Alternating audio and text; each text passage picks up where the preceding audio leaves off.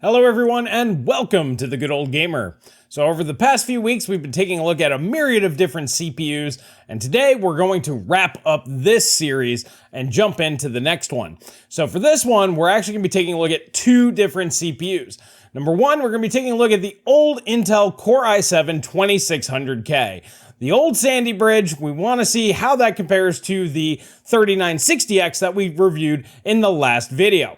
And then we're also going to be taking a look at the ZEN1 Ryzen 7 1800X, so the flagship from the launch of Zen, and see how that holds up compared to all the other CPUs we've benchmarked here today. But before we get into it, a little announcement and a little thank you. So first off, videos like this are made possible by you guys, the community, the Good Old Gamer family. Without your support, I wouldn't be able to get all these things on hand. Some of you guys are sending me parts that you have laying around. Some of you guys are contributing by becoming members by clicking the little join button down below, or becoming Patreon members, or donating on the live streams. All of that stuff helps out. Thank you so much for all your support. I can't do this without you. And if you want to see more testing like this, please consider becoming a member or Patreon member and join the Good Old Gamer family. We would love to have you in the Discord. I'm in there all the time. I love chatting with you guys.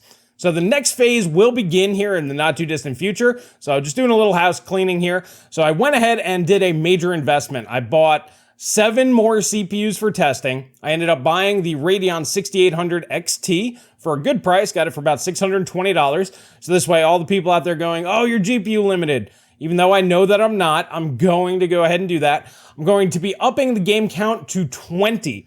And I'm also going to be testing not only 1080p, I will be testing 720p using the 6800 XT. So this way we can see if we are GPU limited at 1080p, even with a powerful graphics card.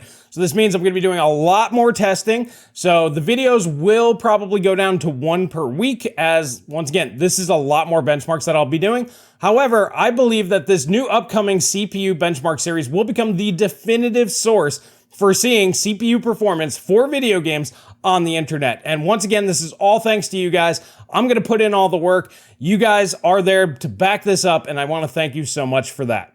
All right, so real quick, just going to go over a few of the specs here. Obviously, you guys should be pretty familiar with this. If you haven't seen the series before, well, there's a ton of different videos. I go a little bit more in detail.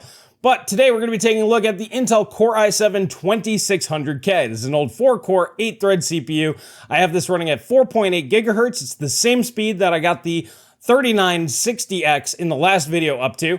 And this is running with the same memory, except in dual channel, the 2133 G.Skill Ripjaws X CL9-111121T, and that was also coming in at just under 50 nanoseconds. So very fast for DDR3, good stuff.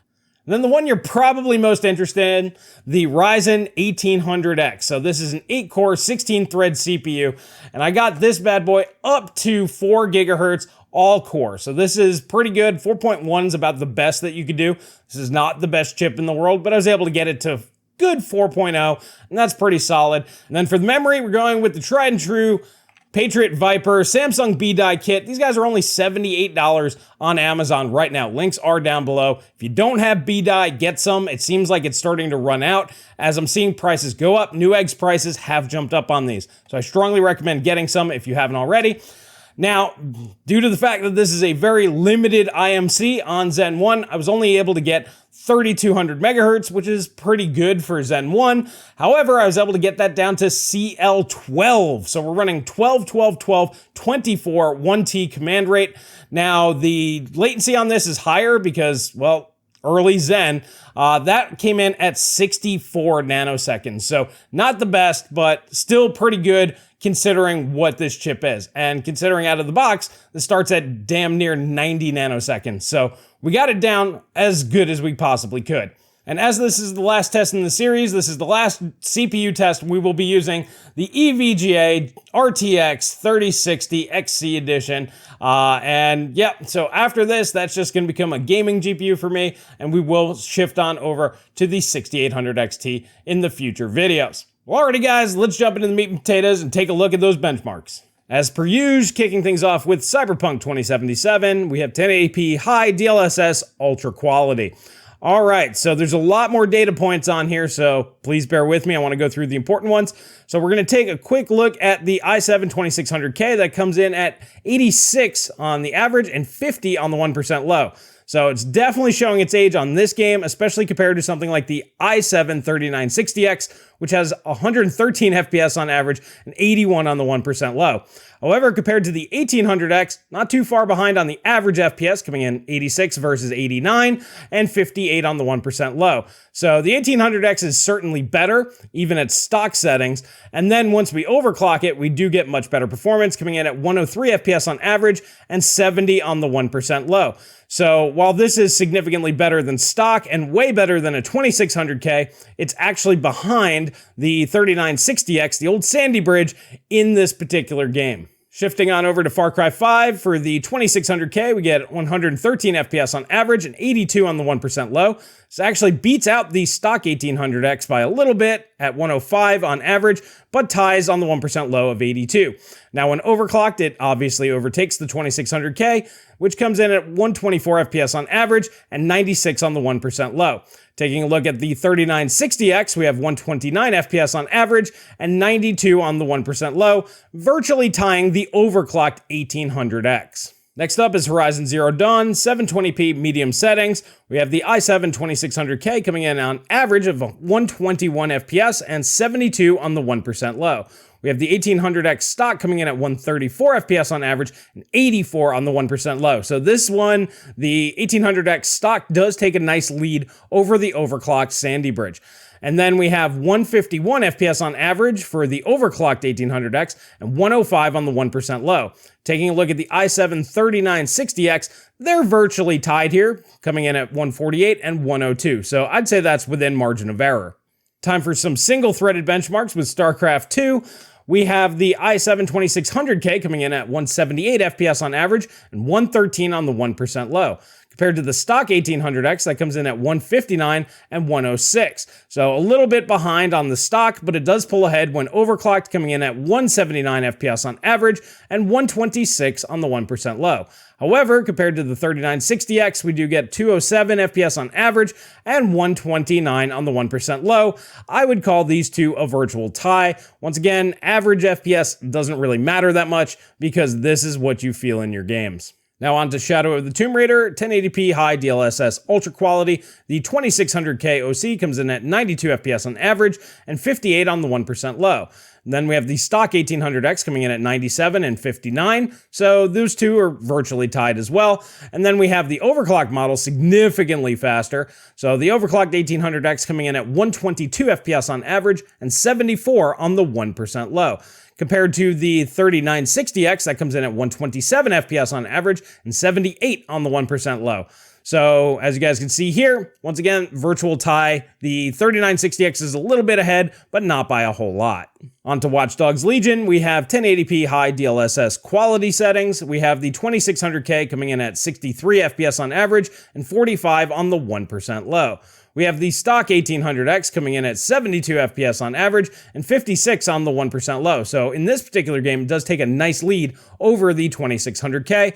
And then when overclocked, we get a nice little bump going up to 85 FPS on average and 65 on the 1% low, finally breaching that 60 FPS 1% low. So a much smoother experience there compared to the 3960X coming in at 87 FPS and 67 FPS on the 1% low, virtually tying the overclocked 1800X. And finally, Witcher 3, 720p medium, we have the i7 2600K coming in at 135 FPS on average and 98 on the 1% low, as compared to the stock 1800X at 130 average and 96 on the 1% low. So those two are, once again, virtually tied. And then we have the overclocked version coming in at 150 FPS on average and 114 on the 1% low. So a nice bump up there. Compared to the 3960X, we have that coming in at 166 FPS on average and 116 on the 1% low. So it wins a little bit on average. Once again, doesn't matter, but virtually tied on that 1% low. Now, it should be pretty clear what this outcome is going to look like, but here it is. So we averaged out the 1% lows on all the games. And as we can see here, the i7 2600K at 4.8 gigahertz, 2133C9, we have that coming in with an average 1% low of 74. The stock, I say stock, it's not really stock because 3200 on an 1800X is technically overclocked, but we're calling that stock throughout all of our tests. So these stock, in quotes, 1800X with 3200 megahertz DDR4 at CL16 comes in at 77 FPS on average, just slightly edging out the old 2600K. And then we have the overclocked 1800X at 4.0 gigahertz, 3200 CL12 coming in at 93 FPS on average. So that means going from the stock settings, once again in quotes, up to the overclocked model, that nets you 20.8% extra performance. So I hope it's really becoming clear how important Samsung B-Die is. Obviously a few hundred megahertz helps, but it's not going to get you anywhere near the 20%. Most of this uplift is from the RAM.